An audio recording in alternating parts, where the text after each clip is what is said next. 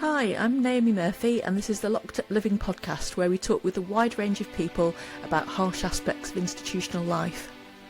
We also explore some of the ways to overcome them and to grow and develop. I'm David Jones. So join us every Wednesday morning, 6 o'clock UK time, for a fresh podcast. Today we're joined by Ariella Steinhorn. Ariella is a writer and media entrepreneur whose work focuses on relationship dynamics and abuse of power. She founded the whistleblower platform Lioness and currently runs a storytelling company called Superposition. Ariella's personal writing on relationships, power, love and free speech have been published in the New York Times, Slate, Business Insider, Fortune, the Boston Globe and Newsweek. Several essays she's ghostwritten Broken Open News about workplace culture and power abuse, which have seen millions of views. Really glad to have you on today, Ariella. Thank you for having me. Hi, Ariella. Hi. Very nice to meet you. What do you do for a living? Seems rather a rude way to start a conversation, but there we are. Totally. It's intense. So yeah, what I do for a living. I work with people who have really sensitive stories. It started off with workplace stories and then broadened out to any sort of story about an abuse of power or an inflection point in their lives that they wanted to communicate to the world. So I work with them to first privately hear out their stories, similar to what Naomi does. And I guess you do too, David. And then also, uh, if it gets to a point where they want to go public and it's a story worthy of public attention, figuring out how to bring that story public in a way that feels safe and true and authentic to that person. So when I started this, I originally called it PR for the people because my background is in PR, but it was always for huge companies and huge institutions. And I wanted to take what I had learned about storytelling, and not just storytelling, but changing the reality and the culture that we live in through narrative, and taking that and giving it and democratizing it to people. Thank you. Yeah, I noticed in your LinkedIn page, I think you've got this very impressive background in PR with big companies. So, I mean, maybe it arises from this, but have you always been passionate about helping people tell their stories?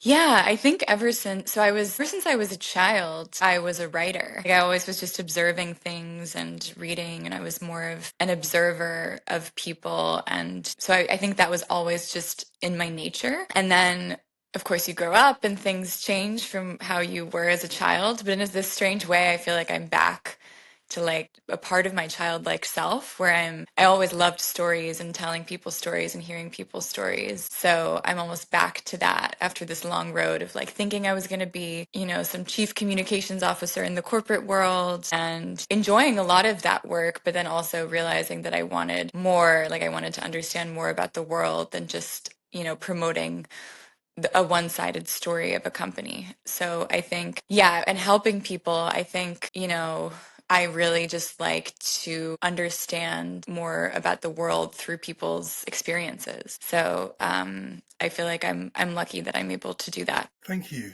Well, thinking about those big companies again, because you previously worked on Uber's policy team, led communications for Ford Motors and WeWork. How do you think those experiences prepared you for starting your own companies? I do think that you, in any tech company or startup, and all of those companies at the time were pretty much startups when I joined. Even Uber, though it was at the precipice of becoming like a massive company, it still had a very much of a startup vibe. You have to be autonomous and you have to be go-getting, and it was sort of a survival of the fittest culture in a lot of these places, because people were like, I need my stock options, especially at Uber. And you had to be adept at just navigating the politics and navigating, which I didn't always like. And that's in part why I left Uber, because I was just like, I don't want to have to deal with like navigating these people's egos for my but you have to just learn how to adapt and move quickly and be autonomous and not just be told what to do, but like proactively think about what you should be doing. And I think I've always been a bit entrepreneurial at my core. and always looked at things differently and wanted to do things differently if they were being done in a certain way, and I thought that they should have been done differently. So I think that that added to, okay, I see this gap in the market between journalists and sources. It's not even a market gap, it's just like a gap in the ecosystem, and like I thought it would be something really interesting to fill. Thank you. And you touched on this to some extent. I suppose to people like me on this side of the Atlantic, some of these startup companies seem, well, rather unsympathetic, anti-collective bargaining and various other things. How do you respond to that kind of culture?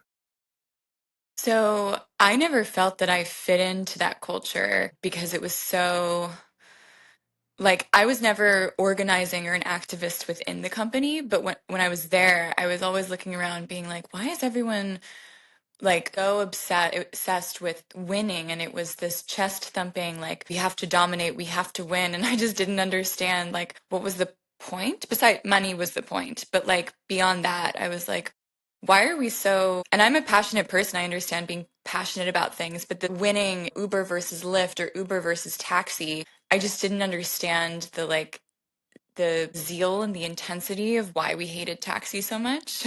Like, certainly there are ways that taxis can be improved, and there are ways in which Uber and Lyft and all these companies have made things more convenient, but there are also, negative ramifications. And I just felt like we were all like racing towards this we're playing this game, racing towards this like end goal, and I didn't understand why everybody seemed so swept up in it. Like, it just seemed strange to me. I remember the one time being in Las Vegas for this huge company-wide summit, and like there was this company, like all company meeting in this, it wasn't a cafeteria, it was an auditorium, like a giant auditorium in Las Vegas. And the CEO at the time was walking through these company principles, and everybody was cheering him, and I felt like we were in a mega church. And I honestly found it funny. Like, I thought it was a bit amusing that it was this way. But I think other people, it was their like mission and their goal in life, and it never felt like it was my mission. It felt like it was an interesting experience or an interesting thing that people were building, but also people had blinders on. Sounds a bit like a cult, actually. 100%. Well, in psychological terms, it's perfectly set up for classical splitting with good and bad. So one side being good and the other side being bad, and of course vice versa. And half the world spends its time trying to manage and control that, and the other half of the world just wants to let it rip, it seems to me. Mm-hmm. Absolutely. Anyway, you clearly learnt a lot from those experiences, and that led you to focus on helping people who have been silenced by non-disclosure agreements. Mm-hmm. And then you decided to help their stories. How did that happen? So I realized before I started Lioness, which helped people who were thinking about breaking non-disclosure agreements or signing them, I had this service for a little under a year called Simone that connected people to employment lawyers and therapists, because I realized those were two professionals that had actually helped me in my working life and my career and just general well-being. So in the process of building that out, I heard so many stories from people who needed to connect with either of these professionals and were about to sign non-disclosure agreements to settle some sort of employment dispute. And some people very just easily wanted to sign the agreements. They were like, I just want to negotiate as much as I can, take the money, and move on with my life. And then other people were a bit more conflicted about signing them because they just felt that like the couple months of pay, or even if it was a year of pay, they weren't sure that they wanted, like, the premise and principle of being silenced and told, oh, you can't talk about this thing. It's so counter to everything, especially in like what America purports to be, which, as we know, like the whole free speech thing that Elon Musk and Donald Trump is touting. It's not. They're just paying lip service to that concept. But like, America purports to be this place that is about free speech and freedom, and people can like talk about things, and venting about work and venting about life is just very central to a lot of cultures. So I think a lot of people, even if technically they signed an agreement and they then realized like no one's going to find out if I vent to my friend no one's spying on me, which is for the most part true at a bar as I vent to my friend about something, just the principle of like having had signed this document and realizing that they could actually come after you for money if you spoke your mind or your experience. I think that was really off-putting to people. So as I built Lioness, I also realized that people on the verge of signing NDAs had really interesting information. So when I first put out this call for people who had signed NDAs who wanted to, talk to a lawyer or talk to a media person just to understand what their options were, it was like an influx of people. I mean, people still reach out to me almost every day. It's that common and widespread of a tool that is used. And I think that it's by saying to people, putting out this call and saying, have you signed an NDA or are you about to? Like, I'm interested in hearing your story. It just opened up the floodgates for all of these stories that had really interesting information, because if you're being paid to be silenced, potentially you have something interesting to share. Fascinating. So, what is superposition, and why did you choose to call your company Superposition Stories? Yeah, so Superposition is Lioness, the brand still exists, but I split into doing my own thing, and Superposition does a lot of the same work. But I like the phrase because it's actually a term in physics that I have no actual physics background. I read like physics for dummies books, but it's this concept that, things can be in multiple states at the same time in the universe until they're measured or analyzed. So just realizing the many different perspectives within one single story, and just that, of course there are objective realities and facts and things that are true and false, but then there's certain, which as like psychologists you both probably appreciate, but like ways of people just have subjective lenses that they perceive things through based on like whatever lived experiences they have. And I was just interested in dissecting all of those. Fascinating. So it's a quantum physics thing. This is becoming a habit, Naomi. Yes. Thanks very much. But I think that's so interesting, isn't it? Because I think when you do have people speaking up or who are being encouraged to sign NDAs, positions can become quite entrenched with, I think, both parties feeling very much in the right. And obviously they're looking at exactly the same set of circumstances, but they're viewing it very, very differently. So I think it's a pretty clever name for that.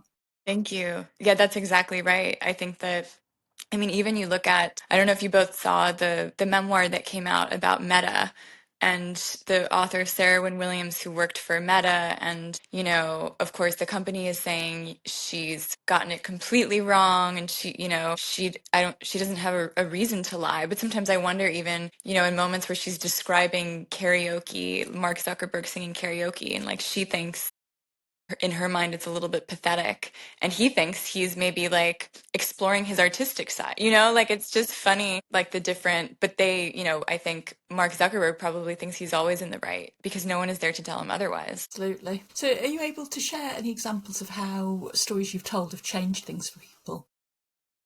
Yes. So there was one story that I told on my TikTok that I had no TikTok followers, and then this TikTok series went totally viral. It got 5 million views, and which was a wild experience just in and of itself to see virality in that way. But it was a story involving a woman whose ex-husband was using his former company to weaponize a trade secret lawsuit against her in their divorce, in their very contentious divorce. So there are these interesting blends of divorce cases and family law cases can be really intense, because a lot of times, especially if it's the woman, it's like her children are a piece of all of this. And sometimes there will be gag orders related to the family court, which can be really difficult. But in this case, after the TikTok went out, the parent company of her husband's former company that had absorbed his company dropped the trade secret lawsuit, which I thought was pretty. This had been like a trade secret lawsuit that had, I guess, been going through the courts for, I think, 2 or so years. And I think they realized, oh, wow, this story has gone viral and people are like looking us up. We don't want to be involved in this marital feud. And it was a mistake to use company resources to sue this woman frivolously for trade secret issues. So that was really interesting to see because it was like a huge $1 billion company that probably had no other incentive to drop that lawsuit. And I think because they were influenced by this guy and just didn't want to ruffle any feathers. And I think that's like a very tangible thing. I think also for individuals on a more micro level, when their story goes out and they get a lot of, validation is the wrong word, but just support from the outside world. And if they've been isolated and alone for so long carrying that story, when they tell their story, it can be very liberating and freeing for them. So even if it's not like some clean Hollywood movie where it's like the story went out and like, the oil company like was fined $1 trillion and had to go out of business, or the story went out and the guy went to jail, or the manager was fired. Sometimes that can happen, but it doesn't always happen. But sometimes just the act of telling the story for people, it allows them to move on to their next chapter of life, and it's liberating for them, and they start to realize they're so scared to tell the story, and then when they get all that support, they start to find a new community of people and move out of that toxic past space that they were in.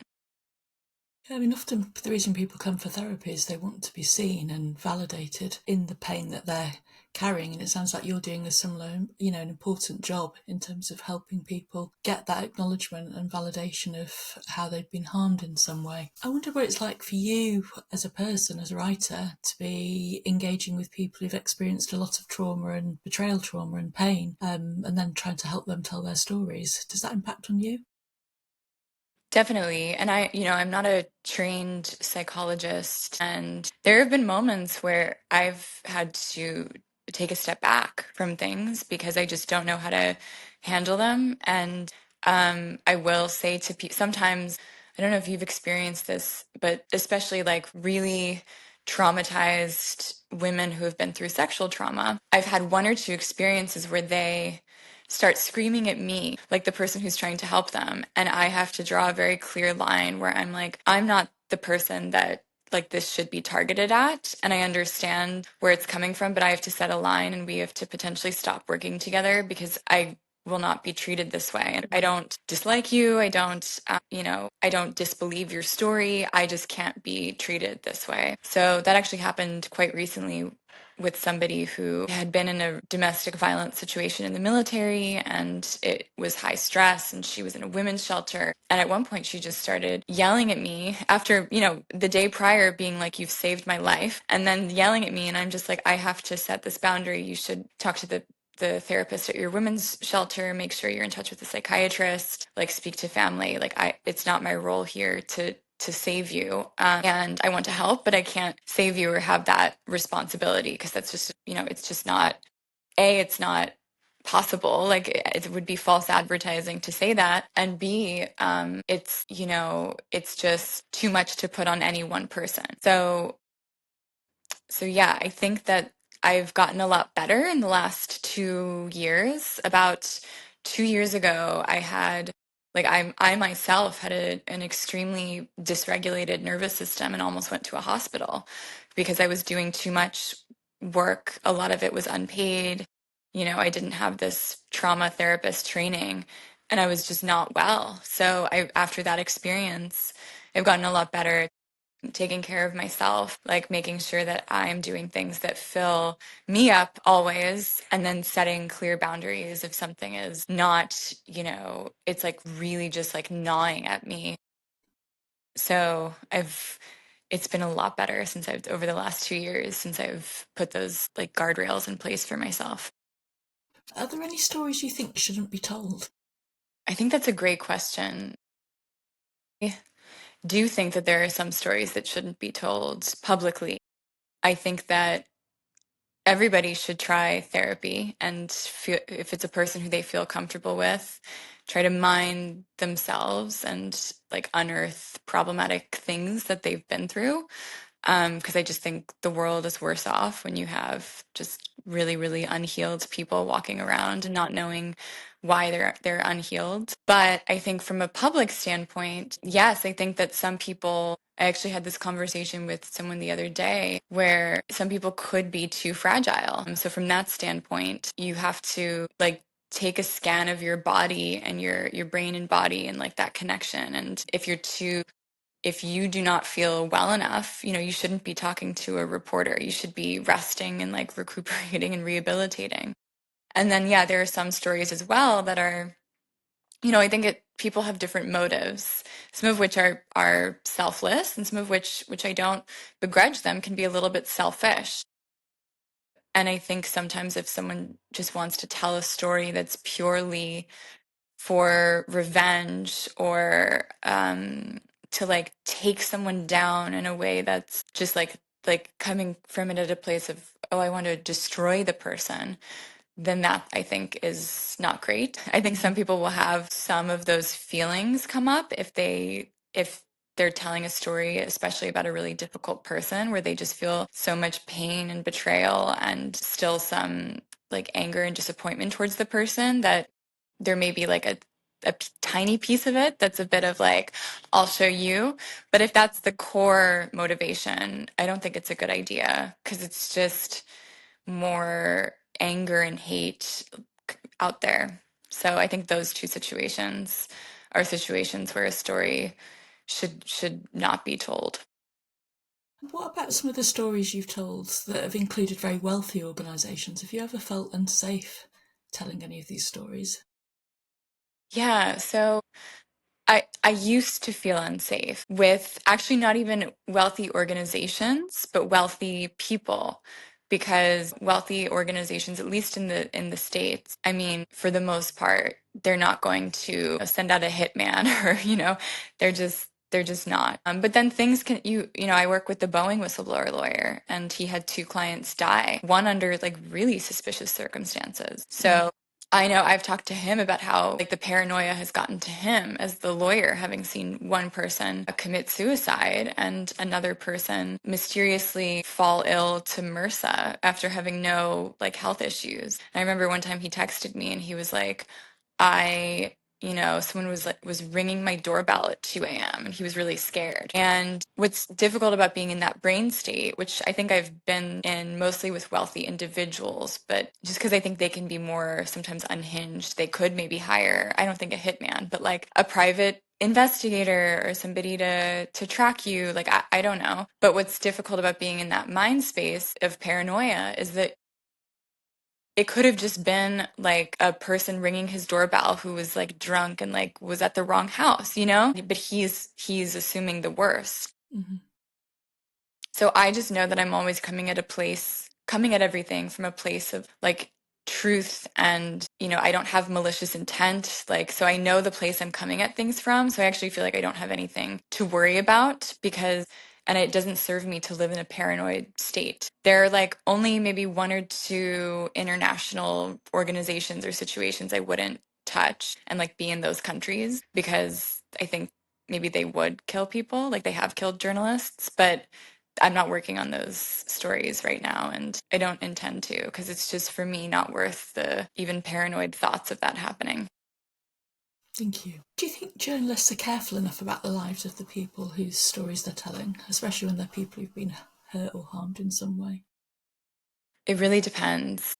I think sometimes yes, sometimes no. And I think journalism itself sometimes is not set up to understand that the interest and tentatively committing to tell a person's story and then like going back on that promise, not for bad reasons, but just because they have to turn to something else, or their newsroom's gotten cut or whatever.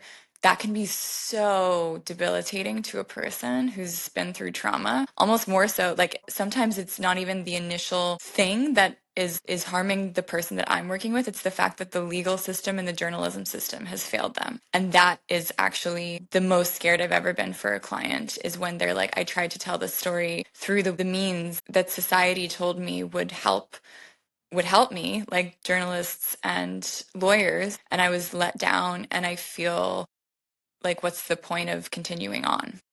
So I think that with journalists, I think there are a lot of them who are very careful and hear people out and are amazing listeners and sensitive to the trauma, but they can also sometimes be, yeah, like I had a situation where someone committed 100% and went back on it, and it was debilitating to the person. And I wrote the journalist and I was like, this is not okay. Like I understand, I do understand it partially from the journalist's perspective, not hers in particular, but they have, there's a lot going on and they can't take on everything. And they have to also discern, they have to put on this hat of like, what is truth? So they can't just, if someone's crying and talking about how traumatized they are, they can listen and be kind, but they also have to do their research, because if someone happens to be lying, like that's the journalist's job on the line. But it's this interesting balance, I think, of not overcommitting, being interested, but then also journalists talk to so many people in a lifetime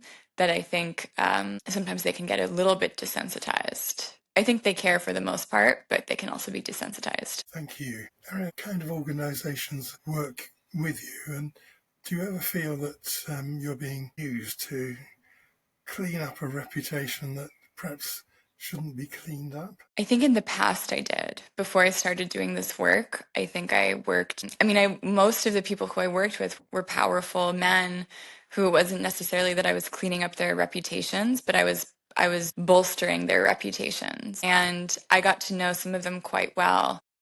And what I realized was that, like, the emperor has no clothes in a lot of these situations. And, like, it was something that I knew, but not everybody knew. And I felt a bit burdened with that information sometimes, and didn't, sometimes I shared it with people when I was really young, when I was like 22, 23.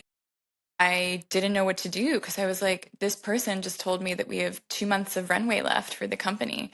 And like, I have to go back to my desk and just like pretend that everything is okay. And I remember one boss told me, he was like, just compartmentalize. You have to compartmentalize.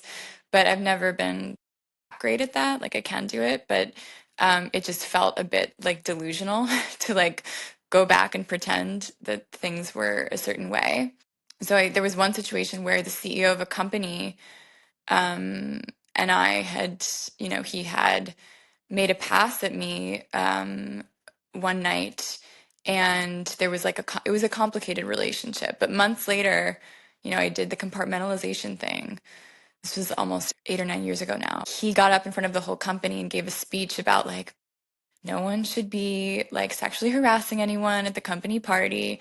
And I was just sitting there and I was like, this is so comical. Like, I didn't know how else to respond to it. And so I think because I've seen a lot of who these people really are, and it's not that all of them are like horrific, evil people, they're complicated people. I do think people like Elon Musk are pretty evil. That's just my personal opinion. But a lot of the people who I worked with um, had difficult parts to their personalities and the ways in which that they assumed power, but also had fine parts to their personalities. And but I just had seen so much of it that it felt to like continue to bolster the reputations in that way, when I just knew there was so much more to the story. Thank you. So we didn't mention much about Lioness. Do you want to briefly tell us about that and what it does? Yeah, so Lioness was the next iteration of Simone, the service that connected people to employment lawyers and therapists. And Lioness helped people who were thinking about bringing their stories to the media go public, and just think through all the calculations of, what what it means for them to go public, the different layers of going public, how they can be anonymous, how they can have their names on it, how they can just submit information. Do they want to talk to lawyers? There are different types of lawyers, defamation, whistleblower, employment that you talk to. And then also figuring out, like, pairing those stories with journalists and almost serving as a co-pilot to the journalist in a way, to help them round up all the necessary evidence and also sources that would corroborate or add on to what somebody was saying about a story. And then Lioness, actually, a year and a half or 2 years in, Lioness started publishing first person essays. And I think Lioness published around 8 to 10 first-person essays. The idea being that the first person humanizes the story more so than just an investigative report, and then the essay could be something that journalists draw on to write a broader story about everything. So that the Lioness essay became a well-known thing for a period of time in just sharing untold information in this first person way. And then it was interesting to see how that even reached people that I wasn't expecting that those stories would reach. There was one story about sexual harassment at one of Jeff Bezos's companies, his space company, and it made it to Reddit, which is like wouldn't typically be a sympathetic audience to sexual harassment stories, but it was written, I think, and told in such a way that some guys on Reddit put together this very funny meme video basically mocking Jeff Bezos and his deputies. And I was like, that's so interesting that it's not just preaching to people who already agree with this. It's like reaching, young men who like are now making fun of it. And I just thought that was one of the coolest things to cross different echo chambers. So, and then Lioness, but it was very hard to monetize, that essays weren't making money. Lioness almost got a grant from the woman years ago who wrote the memoir, who was at a foundation at the time. But and I didn't want to spend my life just fundraising. I was really interested in the stories and talking to people. And so, yeah, then I just split off and started doing my own thing and finding a better way to monetize it with superposition.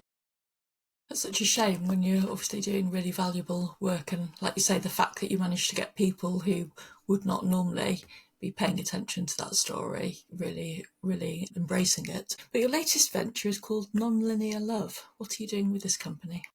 Yeah, so I had a personal essay come out in the New York Times a couple of years ago, and a divorce lawyer reached out to me, and we got on the phone and we started talking, and I just realized that we both were seeing really dark things in our day jobs, because he was seeing divorce and people going through a lot of stuff because of their divorce.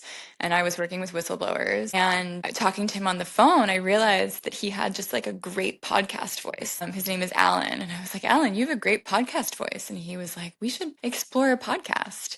And so we started meeting every other week or so just to talk about our views on like love and life and dating. And we're very different. He's been married for like 15 years, maybe more. I counted with him. I've been in 13 relationships over the last 15 years.